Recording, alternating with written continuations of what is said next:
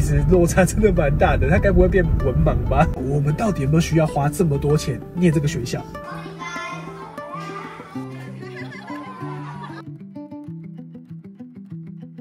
？Good morning， 又是嶄新的一天，咻一下，時光匆匆，我們家 Cody 準備要升3年級了。是的，他快把小學的一半讀完了耶。哦，突然會想說，很快就畢業了耶。雖然才要升3年級，可是就想說，已經一半了。這個時間就感覺好快哦。想當年2年前，我們還在說，爸就先念看看啊，如果念1、2年不行，我們就再決定。对，已經到了這個臨界點了耶，甚至準備要踏上3年級了。是。那今天這個影片呢，我們要再來跟大家分享，我們去年有體驗完1年，然後實驗教育，可能那時候我們是 freshman 嘛，很懵懵懂懂的，剛接觸這個體制，一切都還在適應。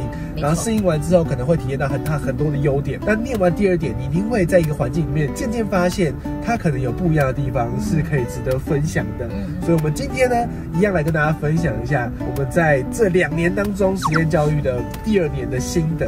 那先說一件事情，我們去年有跟大家分享，我們算是心臟蠻大顆的。對。然後也有說，第2年呢，一定會落差越來越大，跟公小的一些可能語文啊，或者是數學啊之類的，可能實際上的進度，那個進度會落差更大。對，然後如果他再去考一次期末考的話呢，可能會比去年還來得慘。但是呢，如果他現在去考他們1年級的期末考，我覺得就可以有比較好的那個把握。可能現在是差1年，明年就差2年，然後再是差3年，然後直到你可能要18歲或20歲的時候，才會漸漸的把那個差距再拉下回來。我們沒有辦法贏在起跑點，然後也會跑得比別人慢很多。那這件事情其實我們算有心理準備的。我也覺得。然後原本想象自己很能適應，可是我不知道為什麼最近啊，因為他們有一些語文的考試，然後開始回來的時候，我會還是突然有點緊張心驚膽跳都有那個考卷，就想說，這些字2年級都還不會，因為他們考試是用寫的嘛，他可能看得懂，但是他寫不出來那些字。對，就在想說，哇，其實落差真的蠻大的，他該不會變文盲吧？我倒覺得不至於他的確識字有變多，包含一些什麼 A4 的文章，他其實已經漸漸念得出來了。我覺得對於這點我是蠻意外的，因為我一直對他的認知就是他不認識字。應該是說他們沒有很多重複練習，所以讀得懂或看得懂，但是要寫出來的話會比較困難。然後我自己是突然緊張一下，是我很擔心他會不會很多字都認不懂。就是我其實是最有心理準備的，然後我也是很放寬心的。可是連我都覺得，不是吧？你已經2年級了，這些字還不會。然後我就覺得有一點很有趣是，我們現在實驗教育在台灣可能已經發展20多年左右了。很多家長大家都經歷過我們一模一樣的感受。當那些實驗教育的家長在看到我們現在的節目的時候，他可能覺得，這個就是我2年級時候經歷過的。我懂。那我們今天呢，又要來去 Cody 1年1度的成果發表會。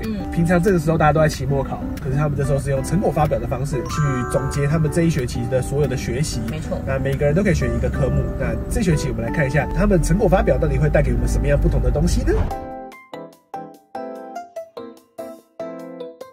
他這麼怕螃蟹，他做3隻螃蟹，因為他太害怕了。他是以前連看都不敢看的。他的故事主角就是我在海邊嚇了一跳。你哪裡看得出來？我嚇了一跳。海邊上有一個貝殼，我以為是什麼，這樣你也猜得出來？我嚇了一跳。這麼怕螃蟹，為什麼你要做螃蟹？不知道做什麼。你開始你的成果發表。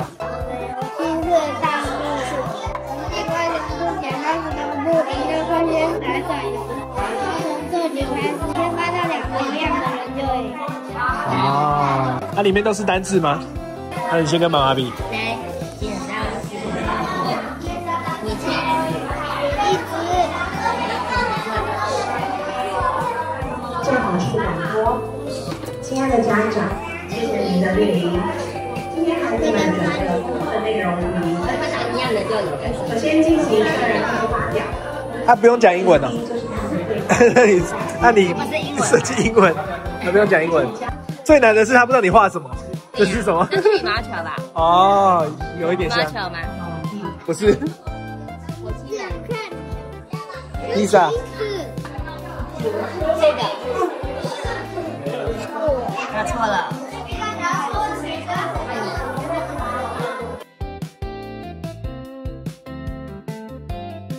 你這學期英文課學到什麼？有幾個單字啊？那我翻這個考你單字好了。New 還是 Not？N-U-G 是什麼？你不知道？這是一個單字。那你去哪裡抄來的？那這個嘞 ？Pick up 是什麼？好，我要去下一關嘍。拜拜。這是他做的。其他女生都粉粉的，就他一個黑黑的。果然是全班唯一的男性。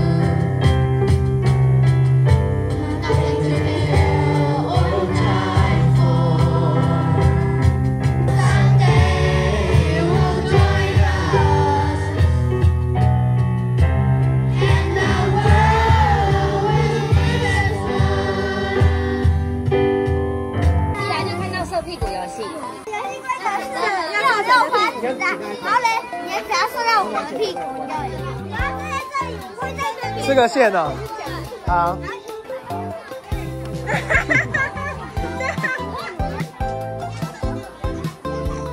好累啊，这個遊戲。追，範圍不是，超出範圍了。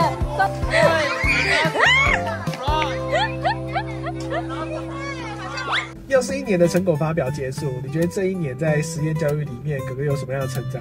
我覺得哥哥心境上成長很多，發現他當他掙扎不了的時候，他就會開始接受這個事實。像你記不記得，我們現在總共懲罰了4次，他第一次的懲罰是完全沒辦法跟其他人溝通，他只能可以跟我們溝通。他一開始是抗拒講解他這個他到底要幹嘛，可是到第2次就是發現他有好一點，一直到這一次，他就是直接說，我這個遊戲就是要幹嘛幹嘛。他知道他準備要去跟別人溝通這件事情，他變得也比較能夠侃侃而談。我反而觀察到是我們自己去他的攤位的時候，他反而會比較避俗跟害羞一點。但如果是其他家長去到他那個攤位，他就還蠻熱情的跟其他家長分享他的英文的這個成果發表的這個過程。然後我很明顯的在今年突然有一個感覺，就是哇，這樣看他一路成長，然後到現在這個階段哦，我就很明顯感覺到他真的是融合了所有的我的缺點還有媽媽的缺點在他身上。我們以前從來不會覺得我們是 I 人，對，然後或者是一個避俗害羞的人，但是在他身上之後發現，有好多我們的影子在他的身上，看到小時候的自己，對，然後可能我們不認清自己的事實，在他身上就發現，對哦，我們就這種人。可能因為社會的淬煉之後，我們漸漸改變自己的生存模式，跟我們的可能現在大家看到的整個表現出來的樣貌，但其實呢，我們內心深處是大 I 人，所以真的就在 Cody 身上就發現了很多那個我們各式各樣的缺點在他身上，很特別的感覺，就是你在檢討他的同時，你也在檢討你自己，因為那就是你的個性，然後你的會做的事情。我也有這個發現之後呢，我很常跟他們說，媽媽也會犯錯，我們一起長大，好不好？我們把這壞習慣改掉。而且你有發現他的懲罰或者是他選擇的社團，他很喜歡選那種就是需要表演的，就是有呈現的，像街舞啊、編織手作會有一個展，他都很喜歡這種課。可是當他在表演的時候，他就會很害羞，對，很害羞，可是他又很想要。對，這完全就是我們倆的個性。我覺得他現在的好處就是他現在就在遇到了，他不要像我們念完書之後長大出社會才遇到這件事情，所以我覺得他有很多時間可以慢慢來練習面對，然後接受，要讓自己大方。所以我覺得他以後會很不一樣。我覺得我們對於自己的認知也是蠻透徹的，我們知道為什麼他會這樣，造成他現在這個模式，所以我不會太刻意的去叫他做他很不舒服或者他做不到的事情，因為我知道我自己就是這樣長大，然後就是這樣的個性，所以我反而會是引導他，讓他更勇敢的去做他喜歡的事情，或者是如何去更大方的展現自己。他很容易否定自己，他對自己其實也是個很沒自信的人，就跟我們兩個一模一樣。然後我也是很常跟他講說，哥哥，我覺得沒有自信是一件事情，但是你要嘗試去做，嘗試去做了，你才能夠慢慢累積自信。像他這次有偷偷練習，你有發現嗎？他們不是會一起唱歌嗎？他就自己拿着那歌詞，然後再默默在廁所偷唱啊，默默的練習。這些事真的是我從小到大就在做的事情。因為被看到他會害羞，他會不想要讓你覺得他很認真在練。我們可能看到他練的时候，你會鼓勵他，你好棒哦，什麼之類的。可是他不想要這些，他就是怕那個過程，還要直接表現出他最厲害的那一面。因為這個是一個極度的害羞，我為什麼也會想要躲起來練習，不想讓大家看到我在練習的樣子，是因為我知道我在練習的時候狀態可能不是最好，所以我小時候為什麼會躲起來練習是這個原因。然後我就看到 Cody 他自己躲起來練習，我覺得好可愛哦，我不要去打擾你，我懂，我就默默的在旁邊聽。再來是去年有跟大家分享為什麼選這個學校，因為可能大家在考試的時候，他們是在異地教學，不然就在做大的統整，不然就是在成果發表，就比較沒有那種傳統的可能要期末考啊，壓力很大，重複練習這樣。這是我們很喜歡的教育的過程跟理念。但是呢，大家記得我們去年有拍過一支影片，去年這一支第一集被很多的家長啊、學校好像有看到我們分享的影片，然後就有一點點好像對影響到學校的策略或者做法。原本是都沒有考試的，結果可能真的 Cody 沒有答對很多，然後他看到那個影片，大家都開始緊張，所以學校呢在上學期跟這一學期，就這一學年的時候呢，就開始會偶爾沒有預期的，可能期中啊、期末啊，可能每個禮拜5啊都會做一些簡單的一些考試。原本是說不考試的，結果被我們搞砸了，就不小心也影響到了學校的決定。但是呢，好像每個班級不一樣。那像3年級呢，老師好像有時候會想要給他們考試，結果家長就超反彈的。我們念這個學校就是為了不要考試的，結果你還沒有考試，不考都還好，考了之後真的會更焦慮。為什麼我一開始會說會擔心小朋友會不會變文盲？就是因為沒考都不知道，你一考了之後發現哇，整張考卷可能只有3個字是對的，然後其他30個字全部都是不會寫的。你知道，包括他今年寫給我生日卡片，祝你平平安安，我看到我就笑了。所以“鵬”是什麼意思？平平安安啦。寫作字，現在我們班也是有分成好幾派這樣，可能一個是開始也很緊張，還是要送去補習。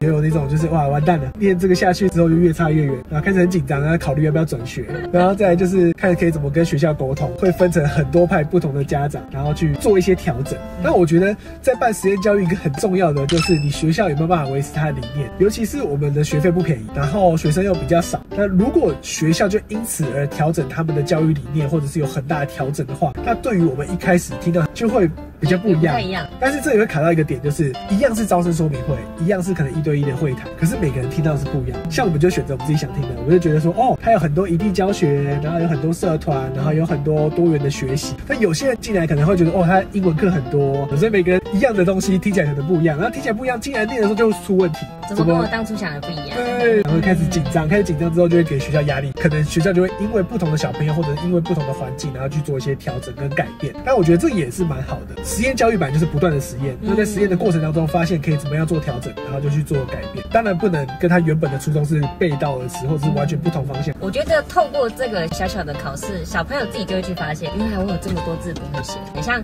哥哥從一開始可能只有1個字是對，到現在進步到3、4個字是對的。他現在包括看到一些字，還有問我說這個字是什麼？因為他也會擔心說考試出來可能別人對很多題啊，他只對幾題啊，會有一些這種比較的壓力嘛。漸漸的開始認知到，哇，原來我還差這麼多，或者是產生一些學習的動能。那這就是實驗教育我覺得比較寶貴的地方。對，主要就是要讓小朋友他們自發性的去察覺到，哎，自己哪裡不夠。其實他們考試也是沒有那麼嚴肅啊，比較像是他一個定期讓你知道你目前學到哪裡，然後你到底有沒有吸收進去，然後讓你知道一下你的進度。接下來呢，還有一個這一年的一些小心得，就是我們在這過程當中有一些小掙扎，因為我們到底有沒有需要花這個錢？我們是要讓他念實驗小學，是想要比較體制外的，將來會有更多的創造性。留學其實並不是我們主要的目標，如何成為一個對這個社會有幫助，或者是三觀都很正的人，反而是我們比較想要追求的方向。比如說公办民營的實驗教育學校是可以達到同樣的效果。那我有需要花這麼多錢念這種學校嗎？歡迎大家可以留言跟我們分享你們的想法，不管是在念體制內啊，還是你們在教育上面有遇到什麼樣的困難或挫折，或者你在實驗教育裡面你有沒有可能很有經驗。好啦，好快準備過完暑假，Cody就3年級了，真的咻一下時間就過了。那我們就會繼續做更多的功課，然後看可不可以在他們的教育的路上呢，度過不同的學習的過程。那今天影片到這邊啦，喜歡的話記得訂閱、分享、按讚，下影片見嘍，拜拜。這是誰畫的？